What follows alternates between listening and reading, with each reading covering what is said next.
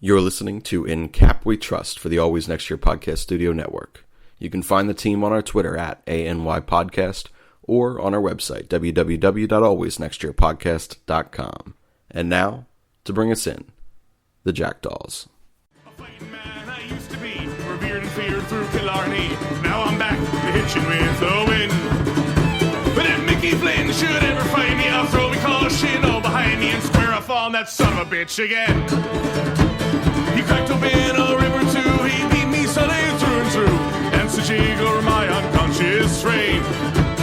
I won me healthy sheriff fights, well lucky son still had me life since Mickey Flynn beat me dumb and lame.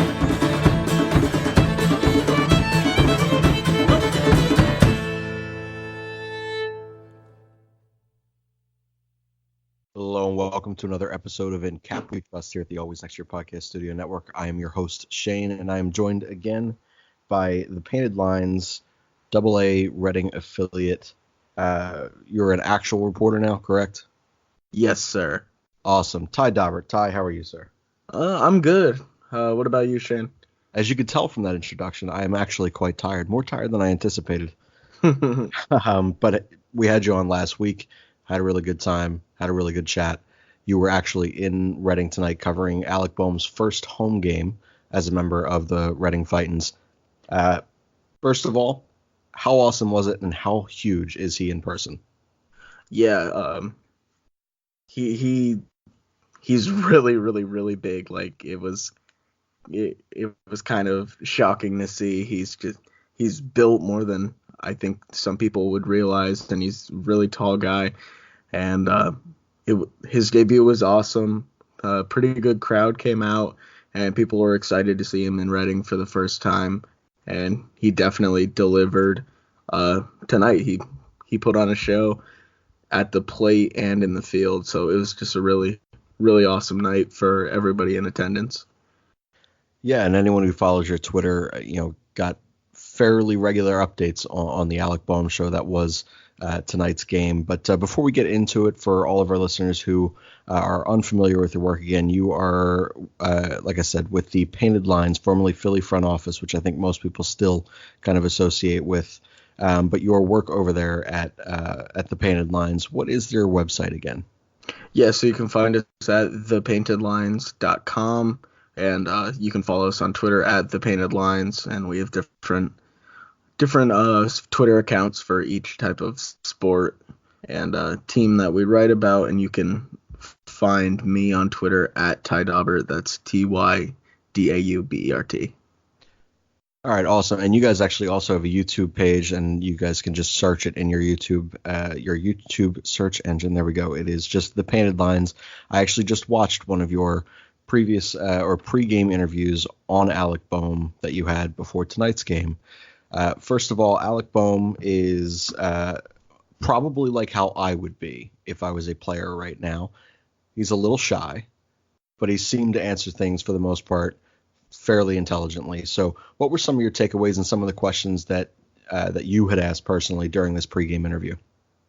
Yeah, so he definitely seemed to be a more quiet, soft-spoken, reserved type of guy. And, not everybody is in love with talking to the media, and that's fine. You don't have to be, but he did answer everybody's questions. And some things I took away just from what I heard is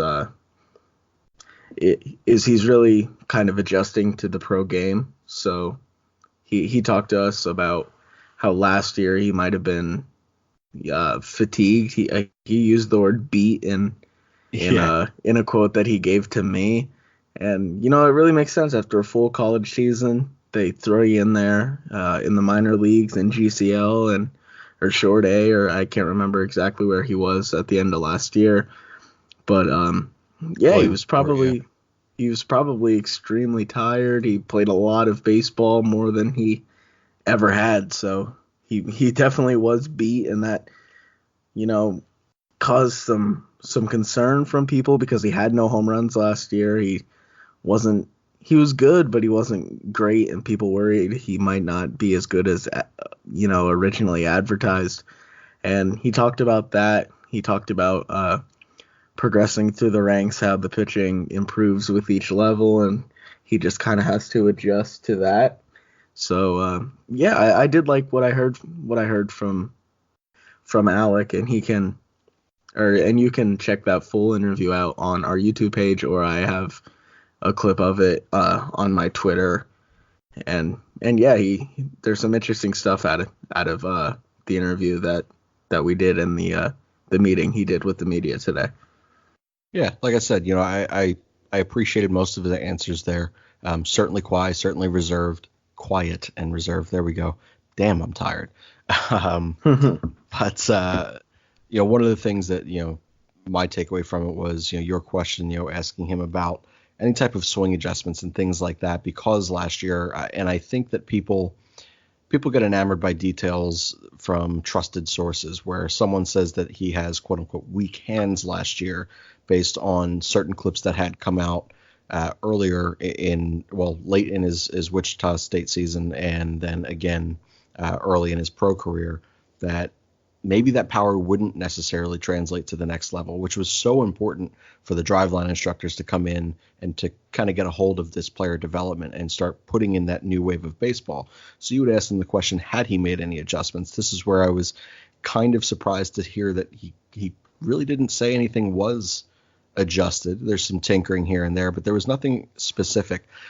What could you tell from, and again, you were watching this from the press box, but one of the things that we saw on your Twitter account, or anyone who follows you, was his pregame batting practice. Now, you obviously can't see his hands, but you can tell based off of, trajectory of baseballs. You can tell based on the sound, especially in an empty ballpark pregame like that. What types of things are you seeing right now from Alec Bohm in the box? Yeah, so like you said, I did get, I got video of it from the press box, but I did get to see some of it from the first row, the stands, like right behind the screen. So I did get a bit of a closer look, but yeah, he looked good. The hands didn't seem to be any type of an issue. It was just something you didn't notice because, it wasn't a problem, if that makes sense. Absolutely. That was something that really stuck out in a couple of clips from last season, and it just wasn't noticeable at all. He seemed really fine. He hit some balls that went very, very far in batting practice. Just the way the ball was jumping off his bat was like, it was noticeably different from some of the other guys, and I think that's something that is really big. He hit some really, really far home runs out to left center during batting practice, and yeah, the swing just looked good. It looked like it just looked like someone who was ready for that type of level, and then he showed that during the game as well. And that's what it's all about, is translate. Anybody can look good in batting practice, and certainly, when you see some of those towering home runs in batting practice, you do take that moment to sit back in awe, and at times you kind of look at the finished product there, which is the ball soaring over the fence, and you don't necessarily take quite as fine of a look at the mechanics of someone's swing. So I was in his so Rob and I had went to Trenton, game one of that series, which was not good. We got no hit that night, which no one in the crowd knew, because Trenton does not have an awesome fan base there, apparently. But we were able to take some slow motion video and stuff, not the best of quality, as we weren't able to take in our good cameras. But one of the things that I noticed from watching our clips and being close enough to him at field level there, everything about him fundamentally in the box right now looks so much finer. His last year there was some separation in his load. The timing never seemed to be fluent. And that was a big problem for me. That was something that, you start seeing guys begin to cast their hands at the baseball, and their timing just doesn't match up lower half to upper half. Everything looked cleaner. Everything looked smoother. So when you can see that translate into the game, now again, obviously nobody got a hit that night, but being able to sit there and see the mechanics and fundamentals of his swing was something that we wanted to look for and see. You got to see the results of that tonight. So why don't you kind of take us through? So what at bat was it that he hit, that he went deep? Yeah, so it was his second plate appearance of the night. His first one, he flew out to right field, and then he came up in that second at bat, and he got a good pitch to hit, and he didn't miss it. He hit a ball probably over 400 feet to left center. It might have hit the bottom of the scoreboard. If not, it just missed it. We couldn't really tell from the press box whether it got it or not, but it was definitely a high, majestic home run. Everyone right off the bat knew it was gone, and it was a great way to start his career actually in Reading. So that was the first hit in Reading that he had, and it was, the crowd was really into it, and it was just an absolute shot from off the bat of Alec Bohm. Definitely a really good sign to see, especially one of the things that he does state in the interview that, again, you guys can all find on YouTube for the Painted Lines, is one of the reporters, I don't believe it was you, had asked what he had heard about that specific ballpark, and he kind of lit up and he said it's a good place to hit. Now, I don't know if when you guys took this, or had this interview, if it was before or after batting practice. So when was that? Just this was right after batting practice. So right after he had just launched things all over the field, which you got to be feeling pretty good about. To see him translate that into the game, awesome. So why don't you kind of take us through that at bat and just kind of walk us through, what the pitch was. You said it went to left center, and he had gotten a decent pitch to hit there. But why don't you kind of walk us through it? Yeah, so that at bat, I don't remember exactly what pitch it was of the at bat, but I'm pretty sure he got a fastball, and it was kind of just middle in, and he was able to drop the barrel right on it, and he didn't miss it. I don't remember the details in full because it was kind of earlier in the game, so some things happened after, but yeah, it was definitely a good pitch for him to hit, and he did some damage on it for sure. So one of the questions, actually I believe it's the last question that is in that interview that you had asked, was how he is adjusting to Double-A pitching. Now, obviously, the jump from Single-A to Double-A is huge. This is where you truly find out what kind of a prospect you have on your hands. And the same is obviously said to be true for those pitchers at the Double-A level. One of the things he stated was that pitchers, they do throw harder, they have better control over, multiple pitches. What are some of the takeaways that you have from watching him just tonight? And then if you've seen any other additional clips, and it's very short, I think it's only 5 or 6 games at this point. I guess maybe this is his 7th game now at Double-A. Yeah, 6th or 7th game in Double-A. How comfortable does he look in the box with these pitchers that are more assuredly going to see at least some action in the big leagues someday? Yeah, so tonight he looked really comfortable. He looked like he was able to handle the pitchers exceptionally well. So, he flew out in that first at bat, and then in the second one he hit the home run. In his third plate appearance, he worked a walk. He looked like, he took some close pitches, worked a good at bat, and he got walked. And then in his final plate appearance, he was down 0-2, and he was able to foul a pitch off down the right field line, or up the first base line into the right field foul territory. Looked like it might have been able to sneak in for a hit down first base line, but it was just foul. And then after that, he was able to serve a single in the right field for another good at bat when he got down 0-2, but he was still able to kind of stay in there and work another hit for himself. Definitely really, really good to hear, and I believe he's only hitting .217 through his first 7 games. He's a guy who's hitting well over 300 so far through now 3 levels on the current season.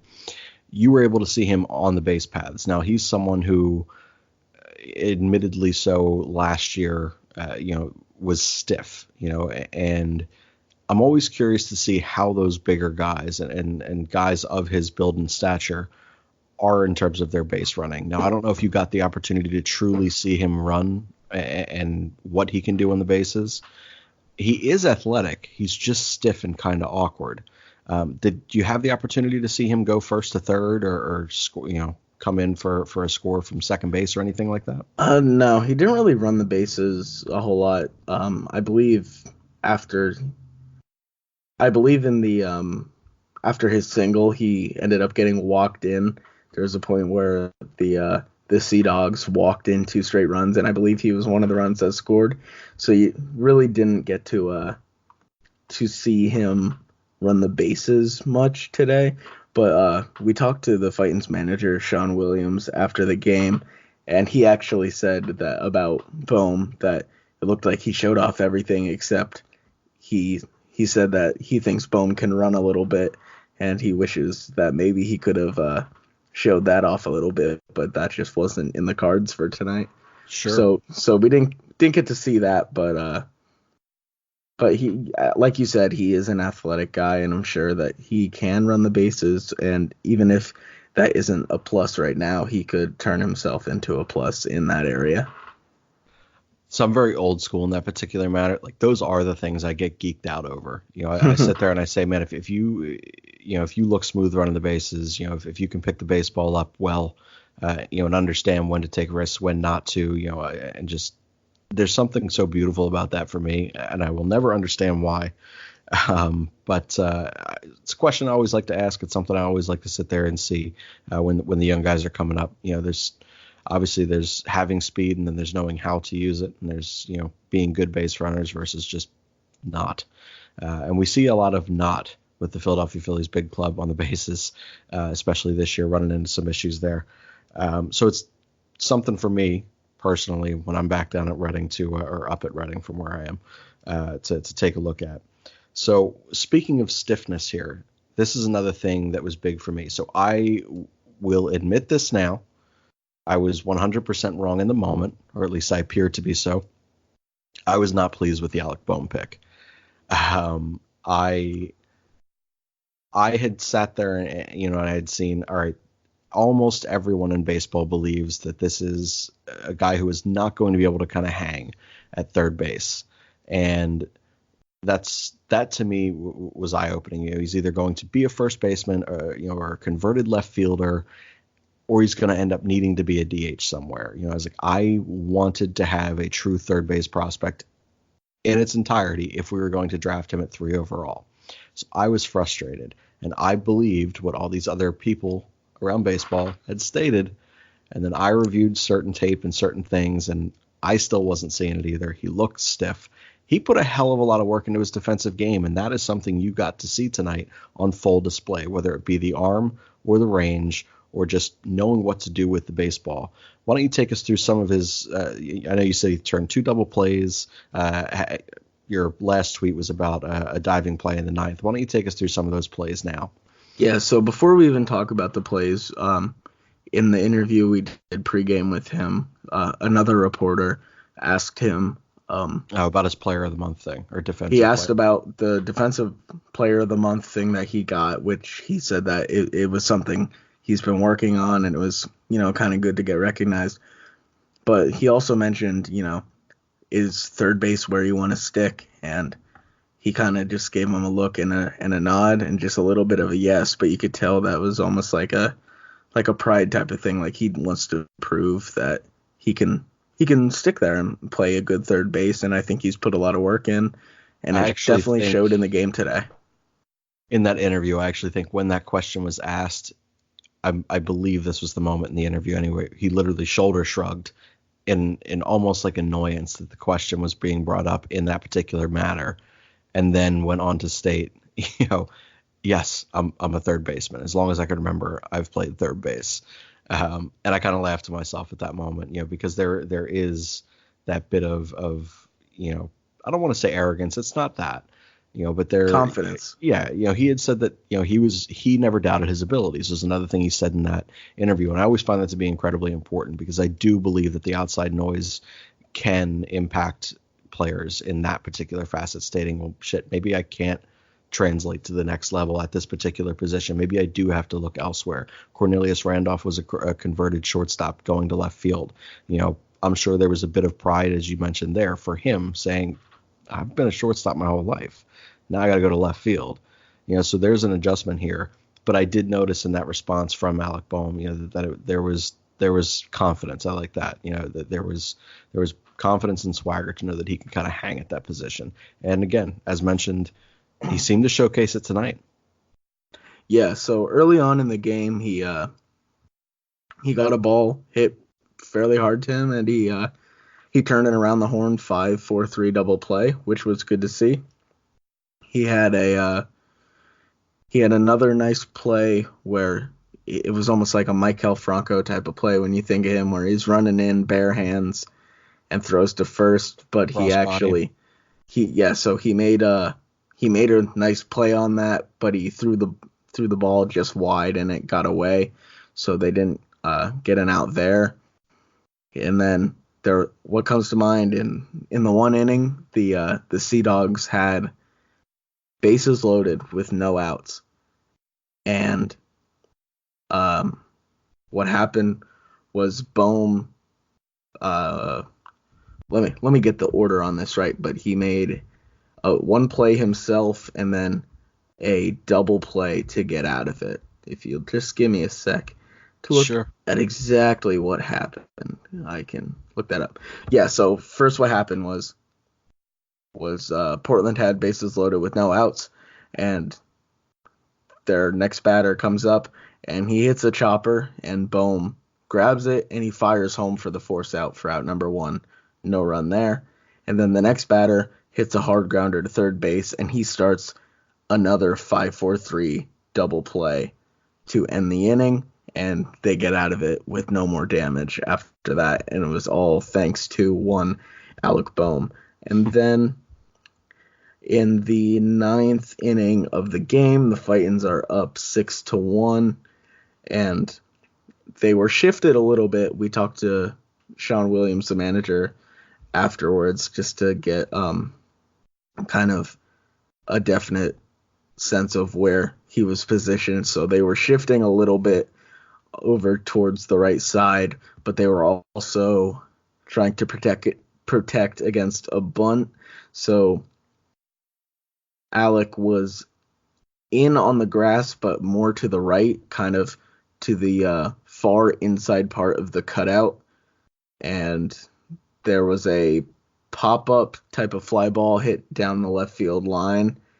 And we figured that Bohm probably ran about 80-ish feet to make a diving over-the-shoulder catch for the first out of the 9th inning. It was a really crazy play.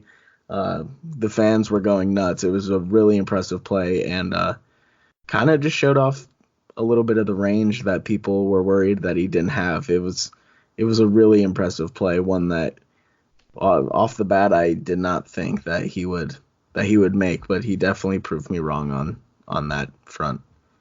So what you're saying is that Reading fans are significantly more in touch with what is actually going on the field than what Trenton Thunder fans are.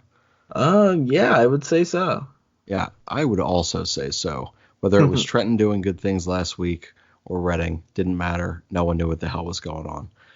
So definitely good to know that he, was received well in his first home game at AA. And as you mentioned, the Fightins would go on to win this one 6-1 tonight, and in large part due to our newly called up third baseman and former 3 overall pick Alec Bohm, which is awesome. So I do have 2 questions for you just about his defense. Again, I geek out over small things. I don't know what's wrong with me.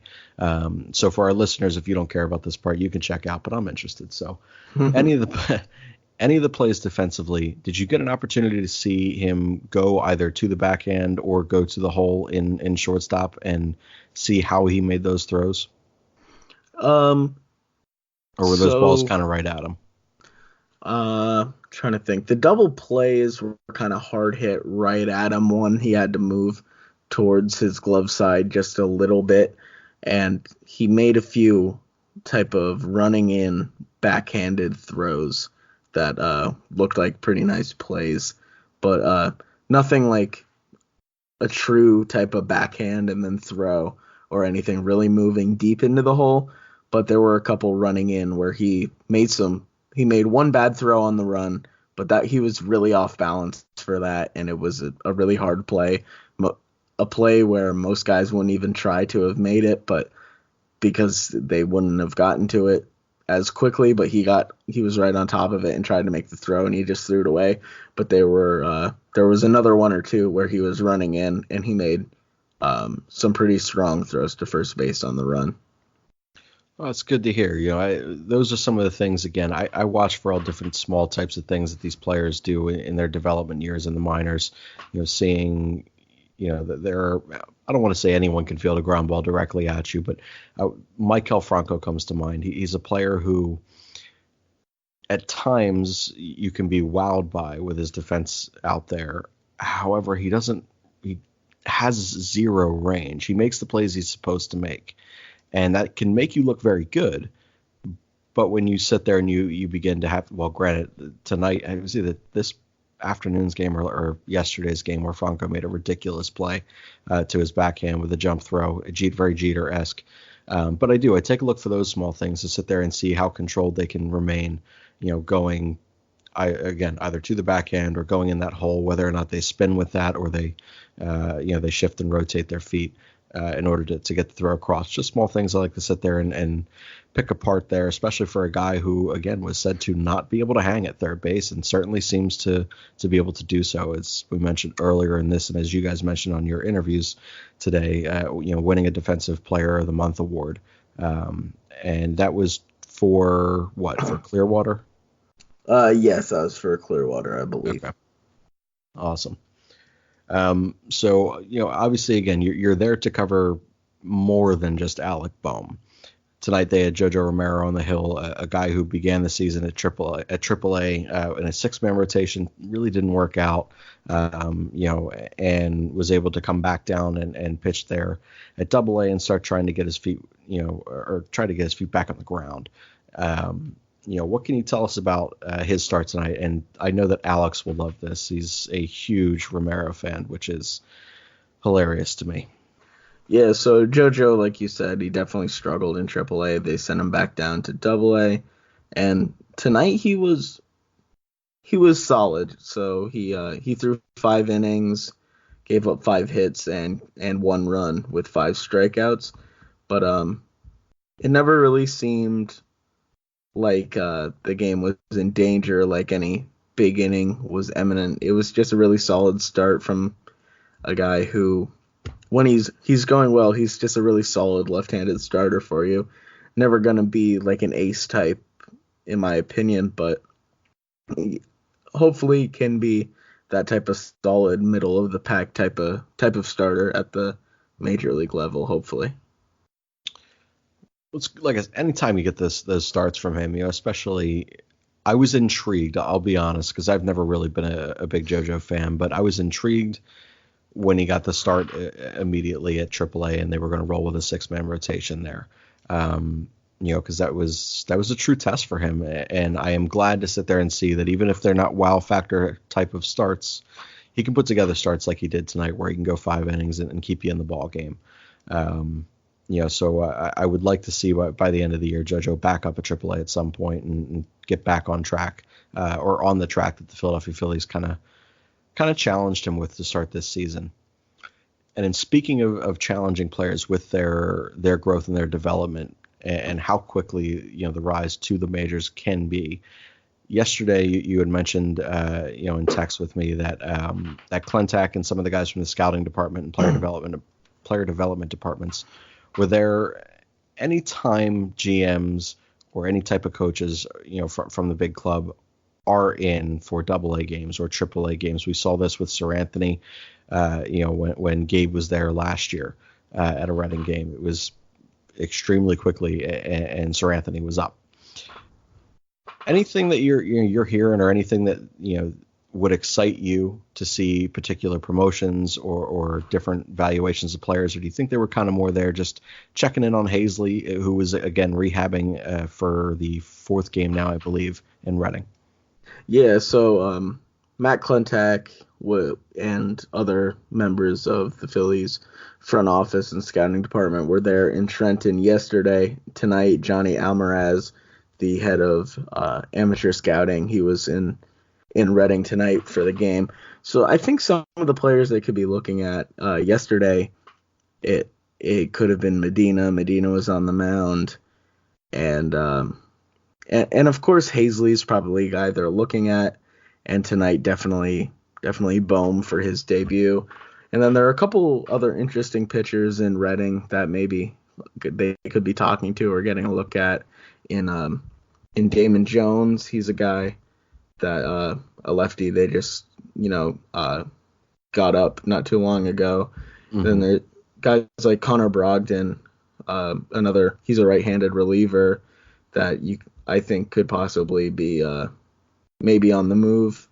They've been fast tracking a lot of these guys from Reading, whether it be Dominguez, who was in Reading last year and then got called up pretty shortly. You saw JB Hammer pitch in Double-A. Yeah, exactly. They've had a lot of these guys on the fast track, so maybe guys like Medina, Jones, or Brogdon could maybe be on a similar track as those guys. And so yeah, you never really know who exactly they're looking at. Maybe they're just going to see who sticks out to them.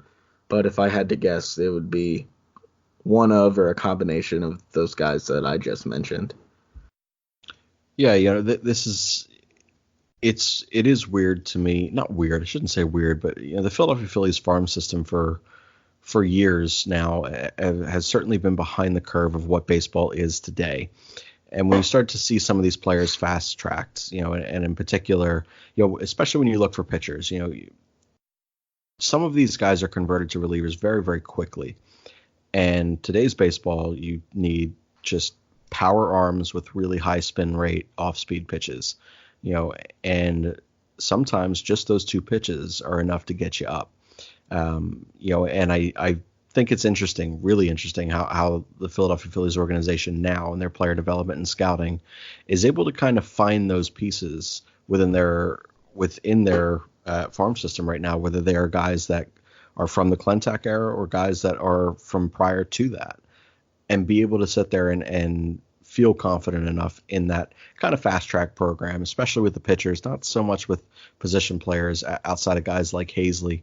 Prior to that, we've been drafting early rounds in high school, which are certainly more project pieces, guys like the Moniak and Randolphs, and things like that.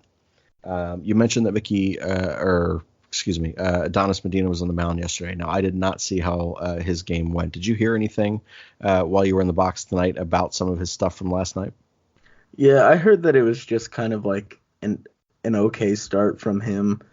That seems to, even when he's having success, nothing is really too overwhelming from him. He's a guy where I just think his stuff would play up out of the bullpen. When he's starting, he kind of starts off around 93, 94 and finishes the game around 91. And I think if he was able to just go full throttle out of the bullpen for one inning at a time, I think his stuff could play up to maybe around a 95, 96. What he throws is most of the time a sinker, and if you could throw that at that two-seam or sinker at around 95 with a pretty good slider, I think that would play up. But as a starter, some of his stuff, just his outings, they're not like, they don't really stick out, if that makes sense. They're always just kind of like totally meh. Does. I'm not an Adonis Medina guy myself. I've never quite grasped the intrigue for him.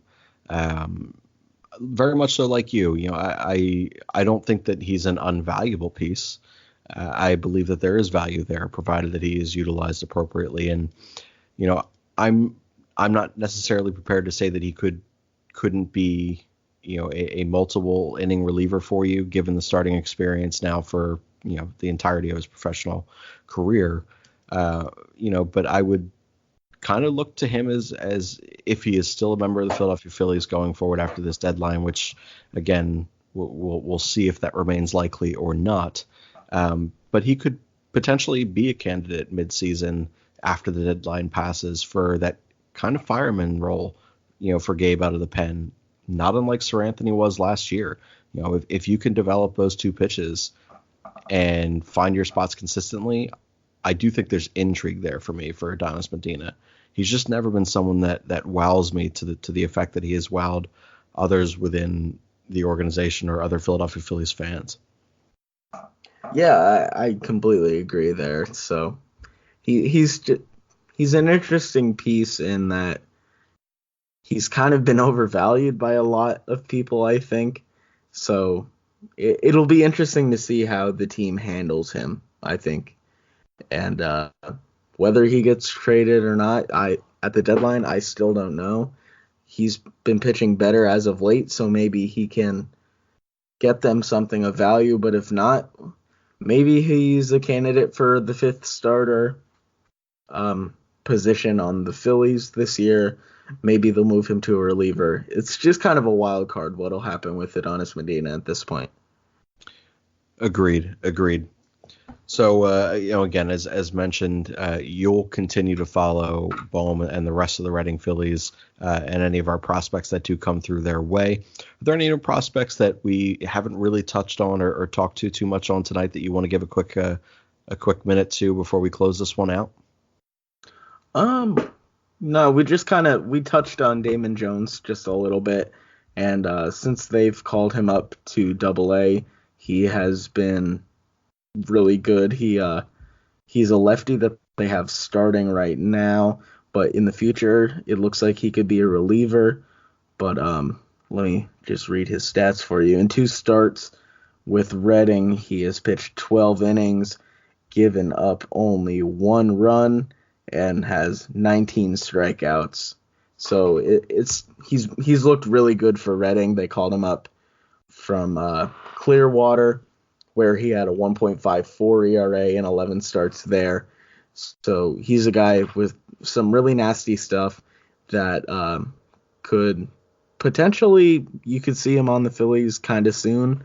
I don't know if he'll be a starter going forward, or I personally think he projects more as a pretty nasty left-handed reliever, but who... With strikeout numbers like that, I definitely. I wouldn't doubt it. But yeah, so that's just a guy who not a ton of people talk about outside of maybe the immediate type of Philly fanatic type of people that really follow the Phillies minor league system. So he's a name that you definitely need to have on your radar. For sure. And then the last thing that we'll ask you, but before we close this one out, is Maikel Franco is finally hot again. So everyone's freaking out. 8-hole Mikey's back. In my head, and we talked about this last time we had you on, which is just brilliant, as he has now turned the corner, and hopefully no one listened to the old pod. We're big Maikel supporters here. So my whole thing is I've consistently said that our best lineup at this point is, if everyone is healthy right now, that would be technically available to us. I'm going to include Adam Hazley right now. It would be Adam Hazley in center field and Scott Kingery at third base. When Maikel is playing as he played throughout this Mets series, our best team is Maikel in or at third base and Scott Kingery in center field. With that, it allows for Hazley to go ahead and develop a little bit longer at AAA. Now, if Maikel does not continue to go ahead and continue to play solid defense and hit the baseball the way that he did in this New York series against the Mets, how likely is it to you that you think we could see Hazley back up? Or are you comfortable right now after just the 4 games with Maikel at third and Scotty out there at center? I'm not in love with the idea of just rolling out Franco for the rest of the season after one series of playing well. But when he's hot, he is a very exciting player and helps your team a lot.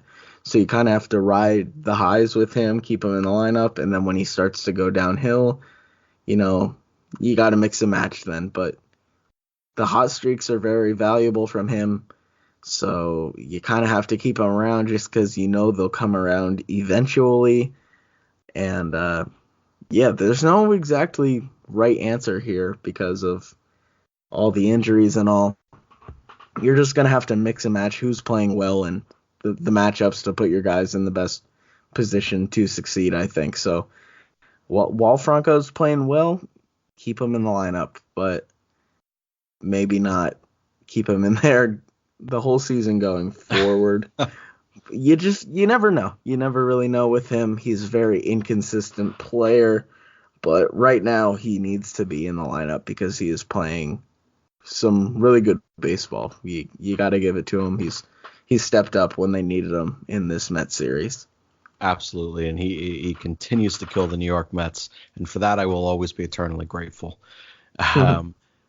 Last question now. Crazy scenario.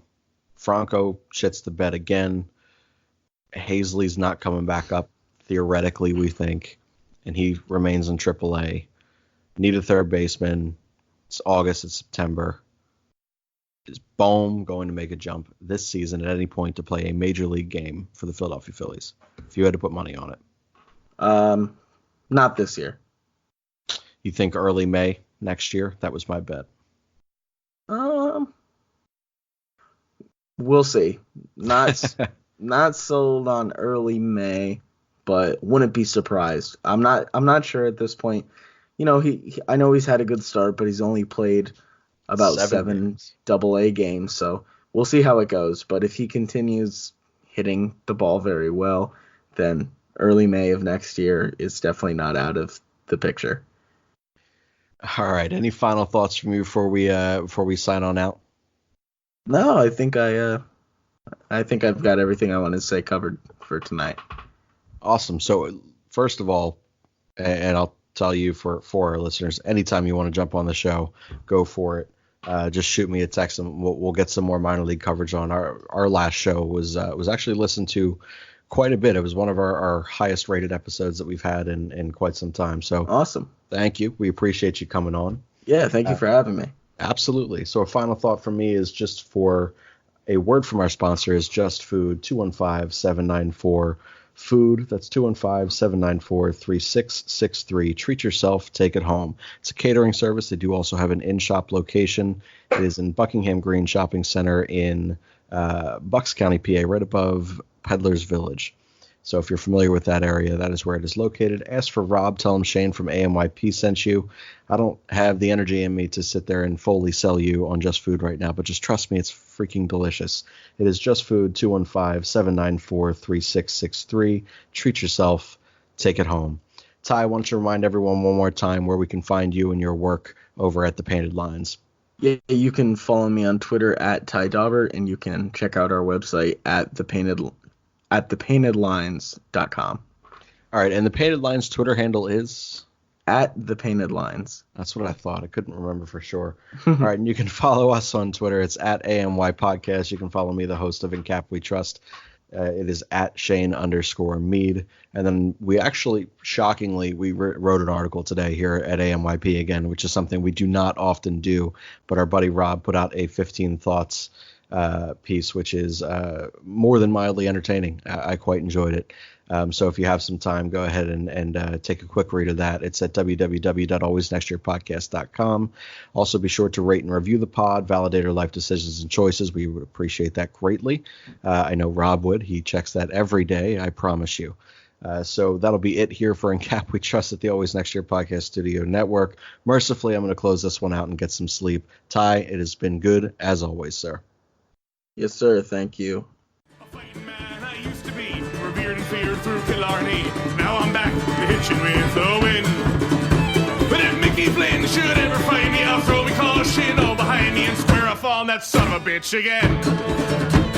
He cracked open a river too, he beat me Sunday through and through, and such over my unconscious frame. I won me healthy sheriff fights, well lucky souls still have me life since Mickey Flynn beat me dumb and lame.